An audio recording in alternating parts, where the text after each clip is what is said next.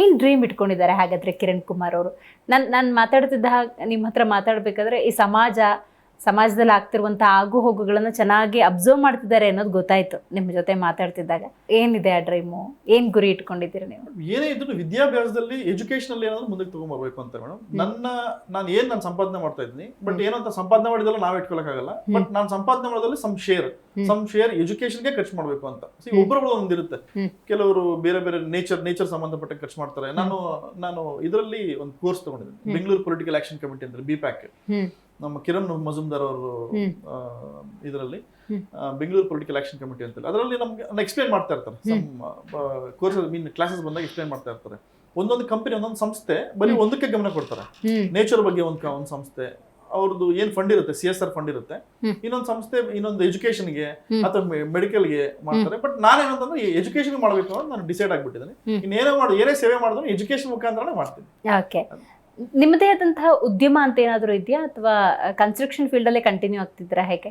ಹೌದು madam, first ಇಂದ ನಾನು ಕನ್ಸ್ಟ್ರಕ್ಷನ್ ಫೀಲ್ಡ್ ಅದರಲ್ಲೇ ಕಂಟಿನ್ಯೂ ಆಗ್ತೀನಿ. ಖಂಡಿತ. ಈಗ ನಿಮ್ಗೇನಾದ್ರೂ ರಾಜಕೀಯಕ್ಕೆ ಬರಬೇಕು, ಅಥವಾ ಯಾವ್ದಾದ್ರು ಒಂದು ಹೊಸ ವ್ಯವಸ್ಥೆಗೆ ಬಂದು ಸುಧಾರಣೆ ತರಬೇಕು ಅಂತ ಏನಾದ್ರು ಇದೆಯಾ? ರಾಜಕೀಯಕ್ಕಂದ್ರೆ ರಾಜಕೀಯ ಬರ್ಬೇಕಂತಿಲ್ಲ, ಅದು ಕೂಡ ಇವಾಗಿಲ್ಲ ಮೇಡಮ್. ನಿಧಾನಕ್ಕೆ ನೋಡೋಣ.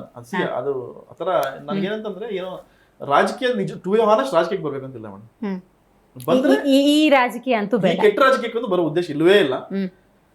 ಮುಂದಕ್ಕೆ ನೋಡ್ಬೇಕು ಏನಾಗುತ್ತೆ ಅಂತ. ಓಕೆ, ಅಂದ್ರೆ ನಾವೀಗ ಸಮಾಜಕ್ಕೊಂದು ಕೊಡುಗೆಯನ್ನು ಕೊಡಬೇಕು ಅಂದ್ರೆ ಅದು ಮಕ್ಕಳ ರೂಪದಲ್ಲೇ. ಯಾಕಂದ್ರೆ ಭಾರತ ಅಂತಾಗ ಯುವ ಸಮೂಹ.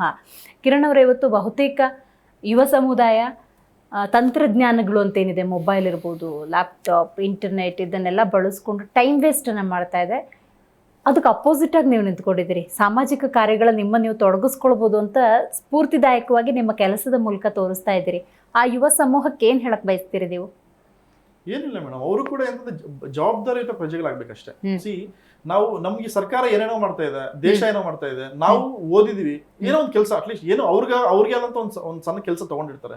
ಬಟ್ ಈ ಸೊಸೈಟಿಗೆ ತಿರುಗಿ ನಾವು ಕೂಡ ಏನೋ ಒಂದು ಕಾಂಟ್ರಿಬ್ಯೂಟ್ ಮಾಡಬೇಕು, ನಮ್ಮ ಗ್ರಾಮಕ್ಕೆ ನಾವೇನಾದ್ರು ಮಾಡಬೇಕು, ನಾನು ಓದಿರೋ ಸ್ಕೂಲ್ಗೆ ನಾನೇನಾದ್ರು ಮಾಡಬೇಕು, ನಾವು ಪ್ರತಿಯೊಬ್ಬರಿಗೆ ಆ ಥಾಟ್ ಬಂತು ಅಂತಂದ್ರೆ ಎಲ್ಲರೂ ಕೂಡ ಸ್ಕೂಲ್ ಕಟ್ಸ್ಬೇಕು ಅಂತ ನನ್ನ ಉದ್ದೇಶ ಅಲ್ಲ. ಈಗ ಉದಾಹರಣೆ ಒಂದು ಬ್ಯಾಚ್ ಹೋದ್ರೆ 40 ಜನ 50 ಜನ ಹೋಗ್ತಾರೆ. ಅಟ್ಲೀಸ್ಟ್ ಒಬ್ಬೊಬ್ರು ಸ್ವಲ್ಪ ಅಮೌಂಟ್ 10,000 20,000 ಹಾಕೊಂಡ್ರೆ ಅವ್ರದೇನಂತ ಒಂದು ಚಿಕ್ಕ ಒಂದು ರೂಮ್ ಮಾಡಿಸೋದು, ಒಂದು ರೂಮ್ ಒಂದು ಕೊಟ್ಟು ಸ್ಕೂಲ್ ಕೊಠಡಿಗೆ ಒಂದು ಮಾಡಿಸೋದು, ಕ್ಲಾಸ್ ರೂಮ್ ಒಂದು ಮಾಡಿಸಬಹುದು. ಆತರ ಪ್ಲಾನ್ ಮಾಡ್ಕೊಂಡು ಮಾಡಿದ್ರೆ ಆಗಲ್ಲ ಅನ್ನೋದು ಅಸಾಧ್ಯ ಅನ್ನೋದು ಏನು ಇಲ್ಲ ಮೇಡಮ್ ಜಗತ್ತಲ್ಲಿ. ಪ್ಲಾನ್ ಮಾಡಿದ್ರೆ ಪ್ರಾಪರ್ ಆಗಿ ಆಗುತ್ತೆ. ಈಗ ನೋಡಿ, ಗ್ರಾಮಗಳಿಗೂ ಸರ್ಕಾರಿ ಶಾಲೆಗಳು ಅಂತ ಇರ್ತವೆ, ಬಟ್ ಅಲ್ಲಿ ಯಾವುದೇ ರೀತಿ ಫೆಸಿಲಿಟೀಸ್ ಇಲ್ಲ. ಅಂದ್ರೆ ಕೆಲವೊಂದು ಒಂದೇನೋ ಒಂದು ಮೇನ್ 1 to 5th ಒಂದ್ ಕಡೆ ಇತ್ತು ಅಂತ ಹೇಳಿದ್ರೆ 6th ಹೋಗ್ಬೇಕು ಅಂದ್ರೆ ಎಷ್ಟೋ ಕಿಲೋಮೀಟರ್ ಟ್ರಾವೆಲ್ ಮಾಡಬೇಕು. ಈ ತರ ಸಿಚುವೇಶನ್ ಇರೋದ್ರಿಂದಾಗಿ ಅಂದ್ರೆ ಗ್ರಾಮ ಪಂಚಾಯಿತಿ, ತಾಲೂಕು ಪಂಚಾಯಿತಿ, ಜಿಲ್ಲಾ ಮಟ್ಟದಲ್ಲಿ ಎಲ್ಲರೂ ಕೂಡ ಫೋಕಸ್ ಮಾಡ್ಬೋದು. ಅಂಡ್ ಅವರಿಗೆಲ್ಲ ಫಂಡ್ಸ್ ಬರುತ್ತೆ. So fund is not utilising ಅಲ್ವಾ? ಪ್ರಾಪರ್ ಆಗಿ ಯುಟಿಲೈಸ್ ಆಗಲ್ಲ. ಅದೇ ಅಂತೀವಿ ನಾವು, ಒಂದು it's kind of ice cube ಇದ್ದಂಗೆ. ಅದು ಕೈ ಚೇಂಜ್ ಆಗ್ತಾ ಎಲ್ಲ ಮೆಲ್ಟ್ ಆಗಿ ಎಲ್ಲರ ಕೈ ಒದ್ದೆ ಮಾಡ್ಕೊಂಡು ಲಾಸ್ಟ್ ಹೋಗೋಷ್ಟು ಚಿಕ್ಕ ಸ್ಮಾಲ್ ಕ್ಯೂಬ್ ಸಿಗುತ್ತೆ. ಎಲ್ಲರ ಕೈ ಒದ್ದೆ ಮಾಡಿಸ್ಬೋದು. ಆ ಐಸ್ ಕ್ಯೂಬ್ ಕೆಲಸನೇ ಅದೇ ಅಲ್ಲ, ಎಲ್ಲರ ಕೈ ಒದ್ದೆ ಮಾಡ್ಬಿಟ್ಟು ಲಾಸ್ಟ್ ಹೋಗ್ಬೇಕು. ಅದು ಅದರ ಡ್ಯೂಟಿ. ಅದು ಆಗಿದೆ ನಮ್ಮ ಪರಿಸ್ಥಿತಿ. ರೈಟ್. ಬಟ್ ಸ್ಟಿಲ್ ನೀವು ಹೇಳಿದ ಹಾಗೆ ಈಗ ದೇಶ ಅಂದಾಗ, ರಾಜ್ಯ ಅಂದಾಗ ಬಜೆಟ್ ಅಲೋಕೇಶನ್ ಅಂತ ಆಗುತ್ತೆ. ನೀವು ಅಬ್ಸರ್ವ್ ಮಾಡಿರ್ತಾರೆ ಡೆಫಿನೆಟ್ಲಿ. ಬೇರೆ ಎಲ್ಲ ಯೋಜನೆಗಳಿಗೆ ಕೋಟ್ಯಾಂತರ ರೂಪಾಯಿನ ವಿನಿಯೋಗಿಸ್ತಾರೆ. ವಿದ್ಯೆ ಅಂದಾಗ, ಎಜುಕೇಶನ್ ಅಂದಾಗ ಅದಕ್ಕೆ ಸ್ಮಾಲ್ ಅಮೌಂಟನ್ನ ಎತ್ತಿಡ್ತಾರೆ. ಇದ್ರ ಬಗ್ಗೆ ನಿಮ್ಗೆ ಏನು ಅನ್ಸುತ್ತೆ ಅಂತ? ಬಟ್ ನನ್ನ ಇದೇನಂತ, ಪ್ರತಿಯೊಂದು ಸ್ಟೇಟಲ್ಲಿ ವಿದ್ಯೆಗೆ ಸ್ವಲ್ಪ ಪ್ರಾಧಾನ್ಯತೆ ಕೊಡಬೇಕು. ವಿದ್ಯೆಗೆ ಪ್ರಾಧಾನ್ಯತೆ ಕೊಟ್ಟಾಗ ಮಾತ್ರ ಮಕ್ಕಳು ಸ್ವಲ್ಪ ವಿದ್ಯಾವಂತರಾಗ್ತಾರೆ. ಆಗ ಮಾತ್ರ ನಮ್ಮ ದೇಶ ಡೆವಲಪ್ ಆಗ್ಲಿಕ್ಕೆ ಆಗುತ್ತೆ. ದಯವಿಟ್ಟು ವಿದ್ಯೆಗೆ ಸ್ವಲ್ಪ ಇಂಪಾರ್ಟೆನ್ಸ್, ಪ್ರಾಮಿನೆನ್ಸ್ ಕೊಡಿ ಅನ್ನೋದು ನನ್ನ ಉದ್ದೇಶ. ಜಿ ಕನ್ನಡ ನ್ಯೂಸ್ ಈಗ ನಿಮ್ಮ ಮನೆಯಲ್ಲೇ ನೋಡಿ. ಎಲ್ಲ ಕೇಬಲ್ಗಳಲ್ಲಿ ಈಗ ಲಭ್ಯ.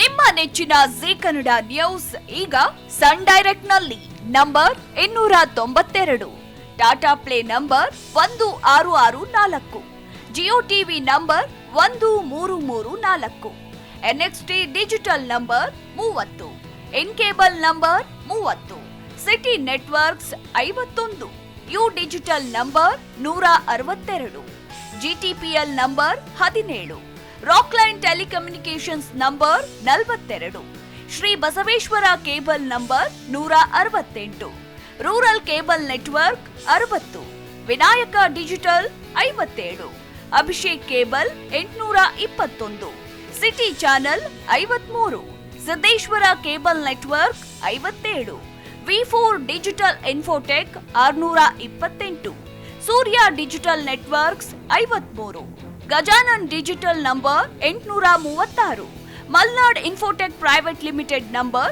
56, Metrocast number 830, victory digital number 167ರಲ್ಲಿ ನೋಡಿ ಆನಂದಿಸಿ.